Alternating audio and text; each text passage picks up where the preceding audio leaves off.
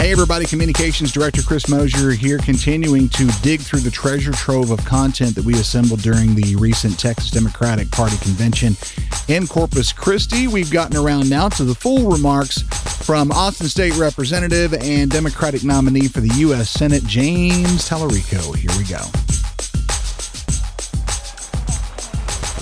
Join me in giving a warm welcome to Representative James Talarico.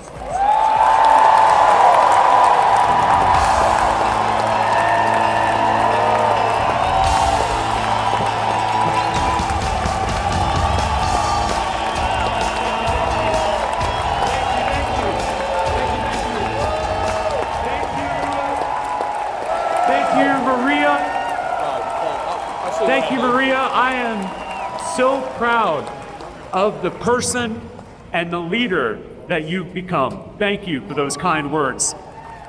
Barbara Jordan said, "I get from the soil and spirit of Texas the feeling that I, as an individual, can accomplish whatever I want to, that there are no limits, that you could just keep going, just keep soaring." I like that spirit. Barbara Jordan felt that spirit of Texas in her bones. That's the spirit that propelled her from the hells of Jim Crow to the halls of power. I feel that spirit tonight in this room. The feeling that we can accomplish whatever we want to, that we can just keep going, just keep soaring. I like that spirit too. I'm an 8th generation Texan. Our family has been here since it was Mexico. We may not have always been wealthy or well educated, but we always served our state as soldiers and sailors, preachers and teachers. We traced our roots back to a farmer named Elijah Stapp, who came to Texas in 1826, exactly 200 years ago. Back then, Texas was ruled by a military dictatorship that was accumulating wealth and power for the people at the top. The people in Elijah's community decided to do something about it. So they elected James Kerr to go to a convention just like this one and help write the Texas Declaration of Independence. Kerr was a famous and successful leader. They eventually named Kerrville after him. But they needed a backup delegate. So they elected my ancestor, Elijah Stapp, to be the understudy. Now, by all accounts, Elijah wasn't the most successful farmer. You'll notice there isn't a Stappville, Texas. But when James Kerr was unable to attend the convention, it was unimpressive Elijah who was called upon to sign the Texas Declaration of Independence. He risked everything to defy a tyrant. His service came with a sacrifice. 4 months later, Santa Anna's army destroyed Elijah's home, leaving him, his wife, and their 6 children destitute. That day, Elijah sent a letter to his neighbors. He wrote, "Any duty that my bodily strength would enable me to perform, either in public or private, that would advance the cause of Texas, I feel anxious and ever ready to perform." Even in his darkest hour, Elijah was still committed to the cause of Texas. Texans don't like tyrants, and we don't surrender easily. I learned that same defiance from my mother, a 7th generation Texan from Laredo. She left home at 19 and moved up to Austin, where she met my birth father, a 21-year-old high school dropout whose drinking problem sometimes led to violence. One night, he became abusive again. But that night, my mom declared her own independence. She packed all our stuff into her little Ford Escort. She drove me to the hotel where she worked. She begged the manager to let us stay in one of the rooms until we found a little apartment in East Austin. There wasn't room for a nursery, so I slept in a crib in her closet. And she was so proud of that closet. She decorated it with toys and pictures. No one was going to tell her it wasn't a nursery. That's what it means to be a Texan. We are strivers and builders and dreamers of all colors and creeds, of all backgrounds and beliefs. It's in our blood. Texans don't like tyrants, and we don't surrender easily. Growing up, my mom told me every day how lucky I am to live in this state. She always said, why would you want to live anywhere else? Texas has everything: beaches and mountains, plains and piney woods, big cities and small towns. She taught me that Texas is beautiful, Texas is bold, and most importantly, Texas is big. Big hair, big hearts, and big dreams. Our athletes are beloved across the globe: Cowboys, Astros, Spurs. Our musicians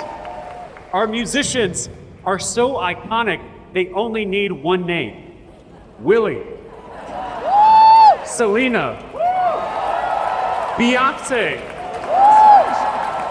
Hell, we got the biggest donuts in the world in my hometown of Round Rock, Texas. But the current political landscape is too small for Texas. The politics of this state is narrow-minded and short-sighted. Texas used to be known for our hospitality. Our nickname is the Friendly State. Friendship is our official state motto. The word Texas comes from the Caddo Native American word for friend. What's interesting is that they didn't use that word to describe a friend in their own tribe. They used that word to describe a friend in a different tribe. Friendship across tribes. Friendship across divides. That's what makes Texas so great. We're this big mashup of all these different people, all these different cultures, all these different friends. Think about Tejano music. If you're listening to a Selena song, you're hearing Spanish vocal styles from northern Mexico, but you're also hearing polka dance rhythms from Czech and German immigrants. This uniquely Texan ability to welcome new friends and new ideas has made us one of the most exciting and innovative states in the country. We're the state that put a man on the moon. We're the state that pioneered ranching and energy and computers. We're the state that gave this country Barbara Jordan, Ann Richards, LBJ, and the Great Society. We're the state that put breakfast in a taco.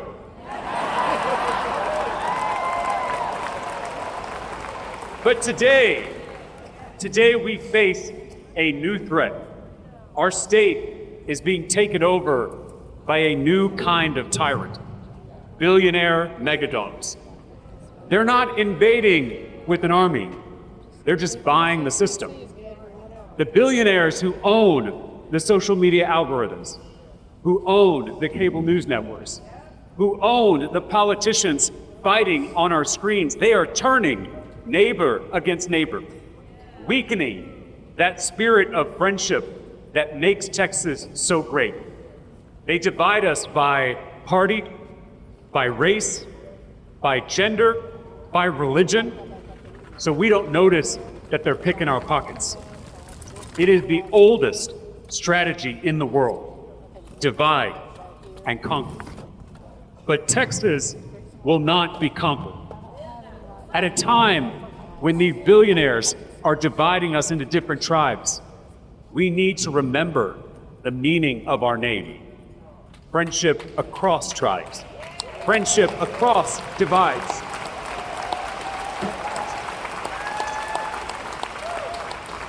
In 1960, John Steinbeck took a road trip across America.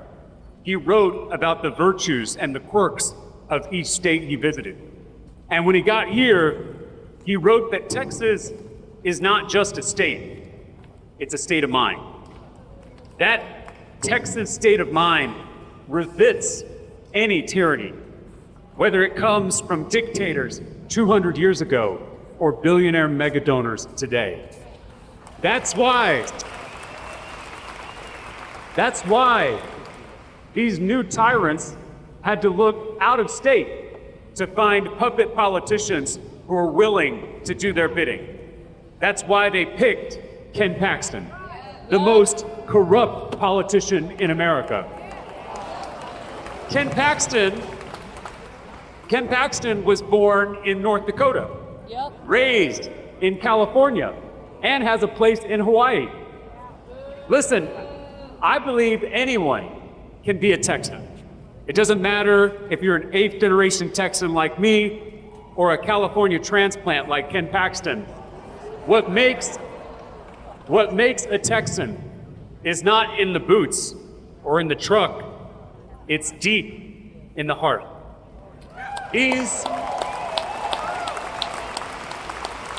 These billionaires and their puppets have the wrong state of mind. Their hearts and their dreams are just not big enough. We let these small men get their hands on our big state. You know the kind of people I'm talking about. The kind who make themselves feel big by making everyone else feel small. These men, they took all the money and power they could grab, and they set out to shrink Texas down to their size. They're shrinking our Texas economy with job-killing tariffs. They are shrinking our Texas public schools with private school voucher scams. They're shrinking our healthcare so it covers less and less. They're shrinking our paychecks and how much those paychecks can buy. And they're shrinking our power by attacking our God-given rights at the ballot box and redrawing our districts to keep themselves in power. They have been shrinking Texas for 3 decades now. But that ends this year, in this election.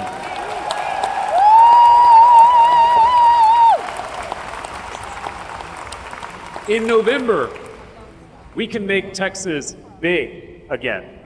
We can make Texas friendly again. We can make Texas Texas again. We have the chance to take back our state from those billionaire megadonors and their puppet politicians who stole it from us. Lyle Lovett had a song called "That's Right, You're Not From Texas." Come to think of it, he might have written it for Ken Paxton. There's a line in that song that I love. It goes, "At a dance hall down in Texas, that's the finest place to be. The women, they all look beautiful, and their men will buy your beer for free." Every Texas bar has those regulars, the ones who pick up a round, the ones who check on the guy who's drinking alone, the ones who share a laugh or a story or their fried pickles. And every bar also has that one guy. He's loud, he's obnoxious, he makes all the women in the bar feel uncomfortable. He hears you say your name to the bartender and then adds his drink to your tab when you're not looking. That's Ken Paxton.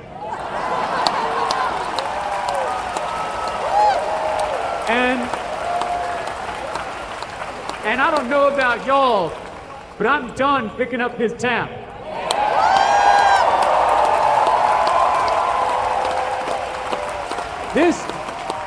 This isn't a partisan thing. Republicans know just as well as Democrats that there's no place for guys like Ken Paxton in Texas. That's why these two parties that don't seem to agree on anything these days came together to impeach the most corrupt politician in America. And it's why we will come together once again to defeat him in November.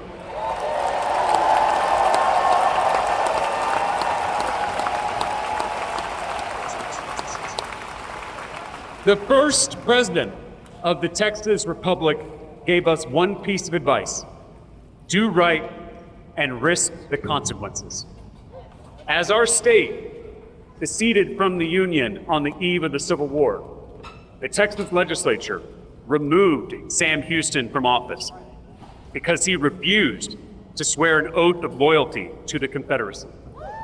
Upon his removal, he rested under Austin's legendary Treaty Oak, a 500-year-old live oak and a sacred meeting place for Comanche and Choctaw peace parties. As he rested, Sam Houston wrote the words of a speech he would never deliver. He said, "In the name of my own conscience and manhood, which this convention would degrade by dragging me before it, I deny the power of this convention to speak for Texas." Sam Houston is a Texas hero because he did right and suffered the consequences. What would Sam Houston think about the small men who are shrinking Texas? What would Sam Houston, who put Texas before himself, say about Ken Paxton, who puts himself before Texas? What would Sam Houston say to all of us at this critical moment in Texas history? I think he would say, do right and risk the consequences.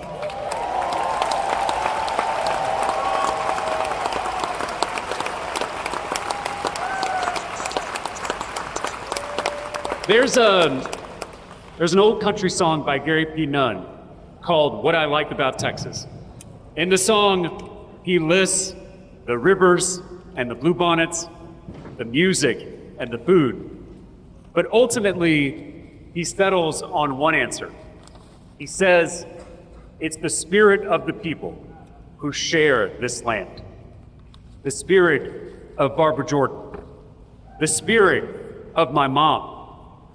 The spirit that's in this room. The feeling that we can accomplish whatever we want to, that we can just keep going, just keep soaring. This election shouldn't be about the Democratic Party or the Republican Party. It should be about chasing a vision of what our state can be. Texas schools that are the envy of the nation. A Texas economy that is second to none. And Texas families that are stronger and healthier than ever before. It won't happen overnight, but a giant state deserves giant dreams. We are bigger than extremism. We're bigger than partisanship. We're bigger than corruption. Texas is bigger than all of those things because it's not just a state. It's a state of mind. It's a spirit. It's a cause. Texans don't like tyrants, and we don't surrender easily. Tonight, standing before you to accept your nomination for the United States Senate, I make the same commitment to you that my ancestor made 200 years ago. Any duty that my bodily strength would enable me to perform, either in public or private, that would advance the cause of Texas, I feel anxious and ever ready to perform. Thank you, Texas Democrats. Thank you for your friendship. Thank you for your fight. God bless you, and God bless the great state of Texas. Thank you. Thank you. Let's go win this thing. Thank you.